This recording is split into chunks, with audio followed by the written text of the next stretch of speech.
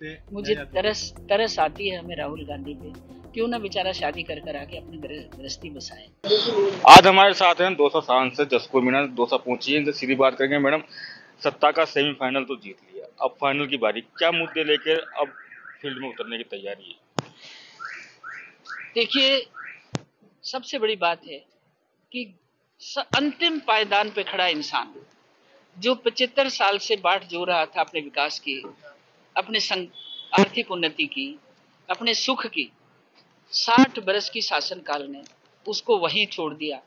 तो कहता भी था कि अटका कहाँ स्वराज्य, बोल दिल्ली तू क्या कहती है, तू रानी बन गई वेदना जनता क्यों सहती है। ये भाव था उसके दिल का। 2014 में एक स्थानीय कार्यकर्ता, गरीब घर का, चाय बेचने वाले परिवार का जब इस सत्ता को संभाली तो पहले दिन ही लाल किले की प्राचीर से बहनों की, बेटियों की और बुजुर्गों की चिंता की और उन्होंने शौचालय की घोषणा की, स्वच्छता का अभियान लॉन्च किया। उसके पीछे क्या था? एक ही सपना था कि देश का हर इंसान प्रगतिशील हो, संपन्न हो, शिक्षित हो, स्वस्थ हो, सामर्थ्यवान हो। उसी भाव को लेकर ये 10 साल निकले हैं, जिसमें प्रत्यक्ष को प्रमाण की आवश्यकता नहीं है। जन जन पुकार रहा है कि मोदी बार बार, मोदी बार बार।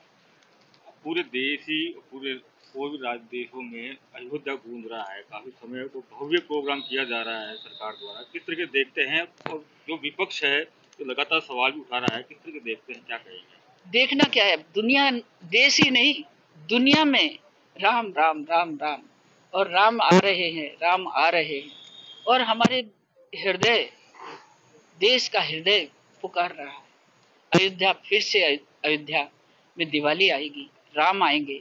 और आएंगे कैसे? देश के यशस्वी प्रधानमंत्री ने संकल्प लेकर आगे बढ़े और आज रामलला का मंदिर, भव्य मंदिर तैयार किया। कानूनी पेचीदगियों को दूर करते हुए जिस तरह से मंदिर का निर्माण हुआ है और जिस तरह से रामलला की मूर्ति की स्थापना 22 को होगी, ये देश ही नहीं पूरी दुनिया इसके लिए दिवाली मनाएगी। बात करें तो संजय राउत उन्होंने कहा कि जहां गर्भगृह था वहां मंदिर नहीं बनाया। इस बयान किस तरह के देखते हैं? जाकी रही भावना जैसी, प्रभु मूरत देखी तिन तैसी, यही कहूंगा। तो ऐसे बहुत सारे नेता हैं, जैसे शिवपाल यादव भी, तो उन्होंने कहा था कि भाई पैसा जबरदस्ती खर्च किया जा रहा है, इन पैसों कहीं और काम में ले लिया जाना। इन परिवारवादी पार्टियों ने देश को खोखला कर दिया। इन परिवारवादी पार्टियों ने गरीब को गरीब रहने दिया। इन्होंने गरीब की चिंता नहीं की, खेत खलियान की चिंता नहीं की, इनको अपने घर भरने की चिंता थी। इसलिए आज रामलला की जो स्थापना और जो राम मंदिर का भव्य निर्माण वो उनसे पच नहीं रहा। ऐसी स्थिति में वो विपरीत ही बोलेंगे, विपरीत ही बोलेंगे।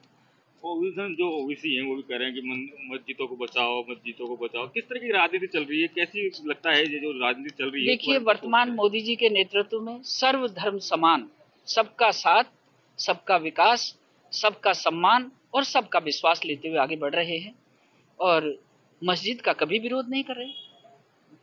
रामलला जहां विराजमान थे, जहां वो थे, वहां उनको स्थापित किया। मस्जिद जहां बाबर ने आकर के रामलला के मंदिर को तोड़ के जहां उन्होंने बनाई, जो नहीं बननी चाहिए थी, उसको वहां से उखाड़ कर दूसरी जगह बढ़िया मस्जिद भी बना रहे हैं, जमीन भी दे दी, उसके लिए भी मोदी जी सहयोग कर रहे हैं।